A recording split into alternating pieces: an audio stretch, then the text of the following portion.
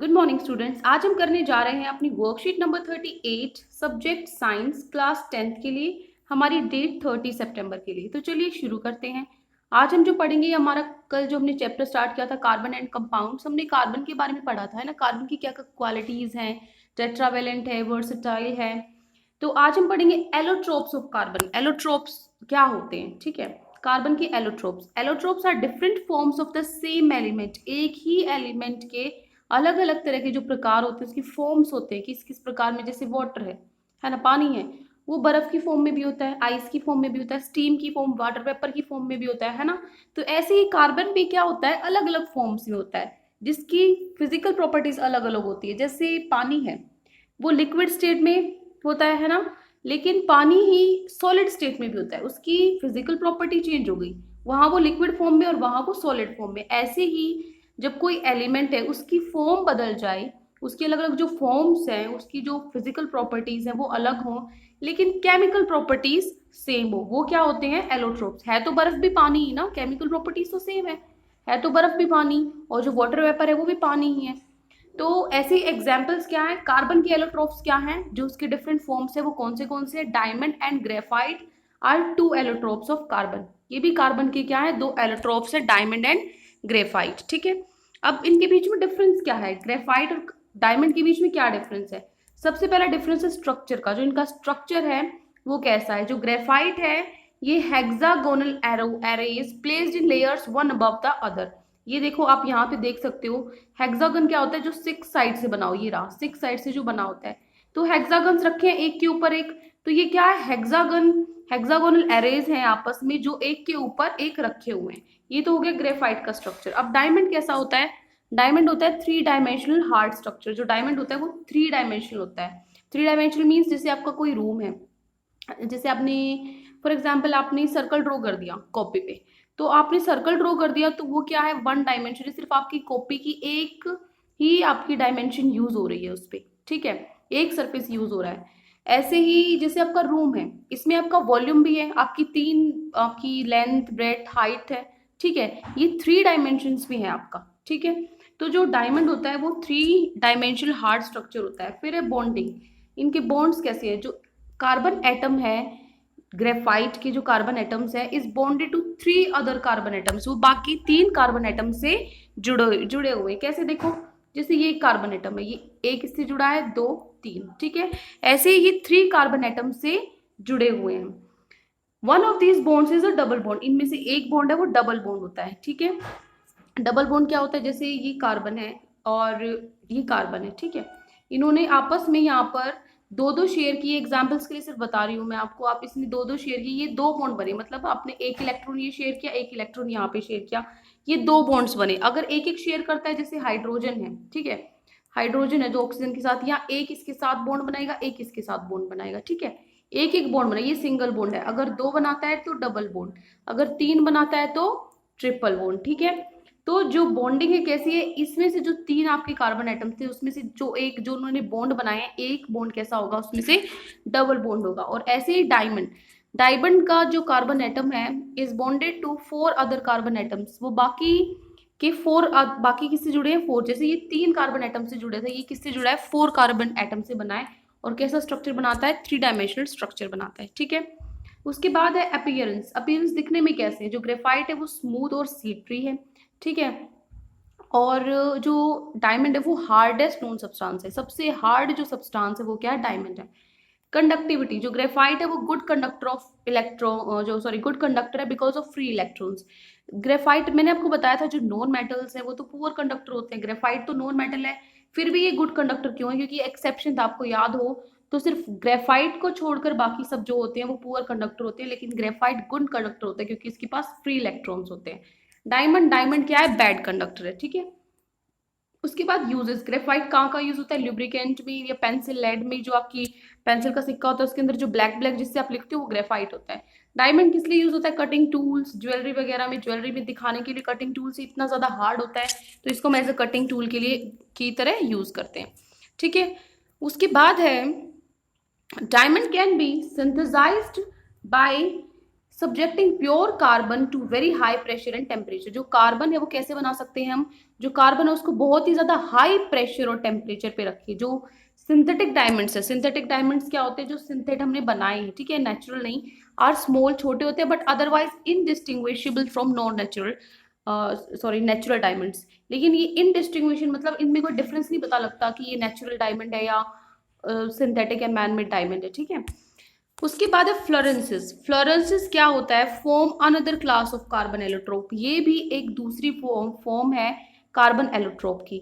जो पहला आप the first one to be identified was C60। जो पहला एलोट्रोप फ्लोरेंस का मिला था वो क्या था, C60, which is carbon atoms arranged in the shape of football. इसके जो कार्बन एटम्स हैं वो किस तरह से बने हुए हैं, फुटबॉल की शेप में हैं सारे, ठीक है।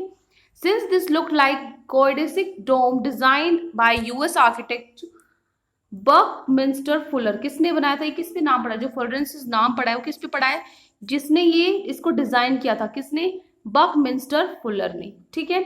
मॉलिक्यूल्स वाज नेम्ड फुलरेंस, इसलिए उसका जो मॉलिक्यूल है उसका नाम क्या रखा गया, फुलरेंस रखा गया, ठीक है। अब देखो वर्सेटाइल नेचर ऑफ कार्बन। मैंने कल भी बताया था कि जो कार्बन है वो वर्सेटाइल होता है। क्यों होता है वर्सेटाइल, देखो जो नेचर है कोवेलेंट बॉन्ड्स, कोवेलेंट बॉन्ड क्या होते हैं कि आपस में इलेक्ट्रॉन्स क्या करते हैं, वो गेन या लेते नहीं है, लूज नहीं करते, शेयर कर लेते हैं इलेक्ट्रॉन्स को, ठीक है। तो वो क्या बनाते हैं, कोवेलेंट बॉन्ड बनाते हैं। उसकी वजह से जो कार्बन है वो लार्ज नंबर ऑफ बहुत सारे compounds, large number of compounds बनाता है, जिसको हम बोलते हैं ऑर्गेनिक कंपाउंड्स या कार्बन कंपाउंड्स, ठीक है। बहुत सारे बाकी जो हमारे एलिमेंट्स हैं उनके साथ अपने इलेक्ट्रॉन्स को शेयर करके बहुत सारे कार्बन कंपाउंड्स ये बनाता है।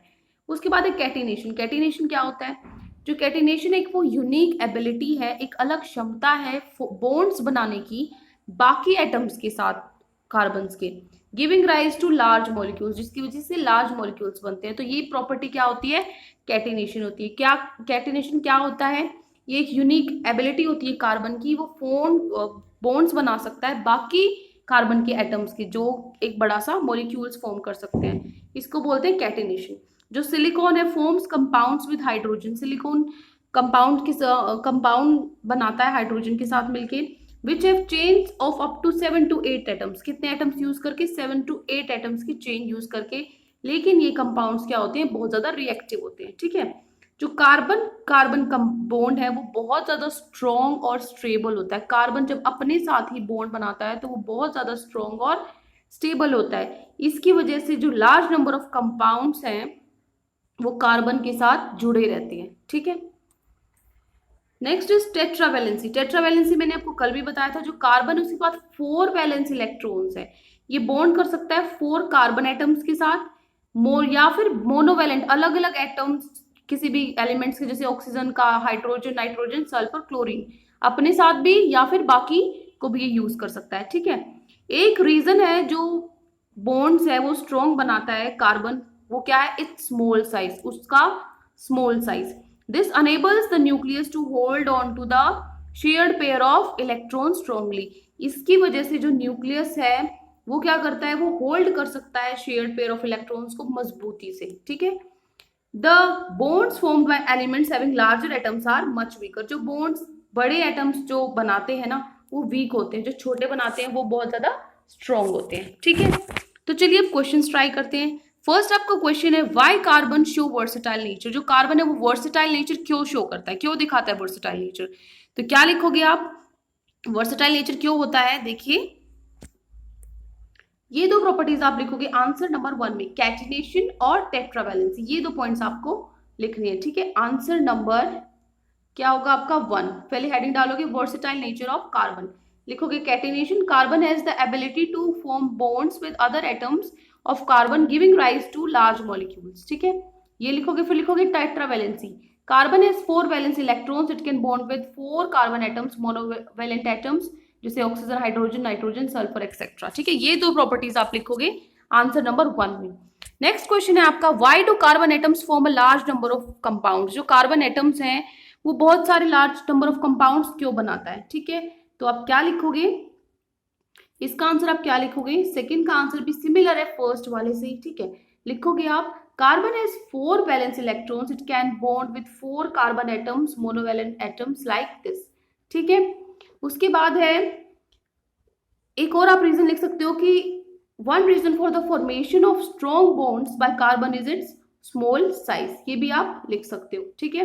और अगर आपको एक्स्ट्रा पॉइंट लिखना है कार्बन एटम्स क्यों लार्ज नंबर ऑफ कंपाउंड्स बनाता है, तो आप ये भी लिख सकते हो, carbon has unique ability to form carbon with atoms of carbon giving rise to large molecules, ठीक है। पहले जैसा ही क्वेश्चन है, सेम टू सेम, लेकिन आप ये है कि सिर्फ इतना लिख लो, ये इनफ है। लेकिन आप थोड़ा सा बड़ा लेंथी, जैसे 1 मार्क का है तो इतना लिख दो, 2 या 3 मार्क्स में तो उसको बढ़ा दो, तो आप ये पॉइंट भी लिख सकते हो। जो फर्स्ट है और जो सेकंड क्वेश्चन है उनका आंसर सिमिलर ही है, ठीक है, क्योंकि दोनों में प्रॉपर्टीज ही बतानी है, उन प्रॉपर्टीज के कारण ही वो कंपाउंड बना सकता है, बाकी जो उनके साथ, और जो वर्सेटाइल नेचर है वो भी सिर्फ इसीलिए होता है क्योंकि वो सबके साथ वो बना सकता है, अपने कंपाउंड फॉर्म हो सकता है, ठीक है। तो फर्स्ट और सेकंड आंसर का सिमिलर क्वेश्चन, आपका सिमिलर आंसर है, ठीक है, क्वेश्चन का। अब देखिए question number 3, what is the minimum number of carbon atoms in Florence and what is its shape, कितने मिनिमम नंबर है कार्बन एटम्स फ्लोरेंस के अंदर और उसकी शेप क्या है, तो कितने हैं, लिखोगे 60, ठीक है, लिखोगे minimum number of carbon atoms in fullerene is 60, ठीक है। उसके बाद व्हाट इज इट्स शेप, लिखोगे इट्स शेप इज, या यहां से लिखोगे shape of football, its shape is similar to football, या फिर लिख दोगे शेप इज लाइक फुटबॉल, ठीक है, ये आप लिखोगे। नेक्स्ट है fourth question, a boy sharpens a pencil at both hands and connects them to the poles of a battery, एक लड़के ने क्या किया, ये आपकी पेंसिल है, ठीक है, ये आपकी पेंसिल है, यहां से तो आपने शार्प कर ही ली, उसने क्या किया, यहां से भी शार्प कर दी, पिछली तरफ से भी शार्प कर दी, अब ये दोनों तरफ से शार्प हो गई, दोनों तरफ से आपके सिक्के हैं। उसके बाद क्या किया, इसने कनेक्ट कर दिया इसको बैटरी की पोल्स के साथ, दोनों पोल्स को बैटरी की पोल्स के साथ कनेक्ट कर दिया, ठीक है। तो आपको बताना है will the current flow through the circuit, क्या सर्किट के अंदर से करंट फ्लो करेगा, गिव रीजन, अगर करेगा या नहीं करेगा तो आपको रीजन लिखना है। तो क्या लिखोगे आप, लिखोगे यहाँ पे लिखोगे yes the current will flow, लिखोगे यस, यस करंट के बाद लिखोगे will, yes current will flow through the circuit, ठीक है, ये आंसर हो गया। फिर लिखा गिव रीजन, रीजन लिखना है आपको, तो लिखोगे कि जो पेंसिल है वो किसकी, जो उसका पेंसिल है वो किससे बनी होती है, जो उसका सिक्का है पेंसिल का लेड है वो ग्रेफाइट से बना होता है, ठीक है। और जो ग्रेफाइट होता है वो क्या होता है, गुड कंडक्टर ऑफ इलेक्ट्रिसिटी होता है। तो आप लिखोगे, पहले ये लिखोगे yes current will flow through the circuit, फिर आप लिखोगे बिकॉज पेंसिल लेड जो पेंसिल का सिक्का है इज मेड ऑफ ग्रेफाइट, ठीक है। यहां पर मैं दोबारा साफ से लिख देती हूं, यहां से तो आप यस लिख दोगे, नेक्स्ट लिख रही हूं मैं, because pencil lead is made up of graphite, ठीक है, किसका बना होता है, ग्रेफाइट का बना होता है, ठीक है। उसके बाद लिखोगे, इतना लिखने के बाद आप लिखोगे as graphite is good conductor of electricity because of free electrons, फिर यहां से लिखोगे एज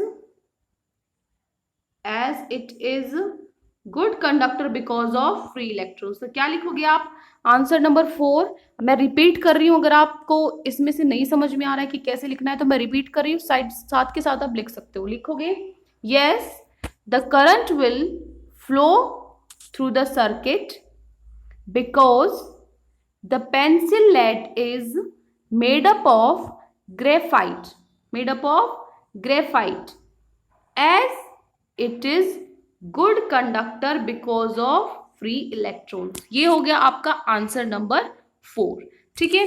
तो ये आपके क्वेश्चन, जो ये 4 क्वेश्चंस थे, ये आपकी वर्कशीट में आज गिवन है, किसके बेसिस पे, जो हमारी क्या पढ़ा हमने, जो कार्बन है वो वर्सेटाइल क्यों है और जो एलोट्रोप्स होते हैं वो क्या होते हैं, ठीक है। ये बहुत ज़्यादा इंपॉर्टेंट टॉपिक है एलोट्रोप्स ऑफ कार्बन, ये एग्जाम पॉइंट ऑफ व्यू से 100% ये आपके एग्जाम में आएगा ही आएगा, ठीक है। तो आपको ये अच्छे से रिवाइज करना इस वर्कशीट को 2 टाइम्स, और अगर आपको कोई डाउट लगे इस पूरी वर्कशीट में तो कमेंट्स में आप हमसे पूछ सकते हैं, और अगर आपको हमारी वीडियो अच्छी लगे तो प्लीज़ हमारे चैनल को सब्सक्राइब करें। Thank you and have a great day.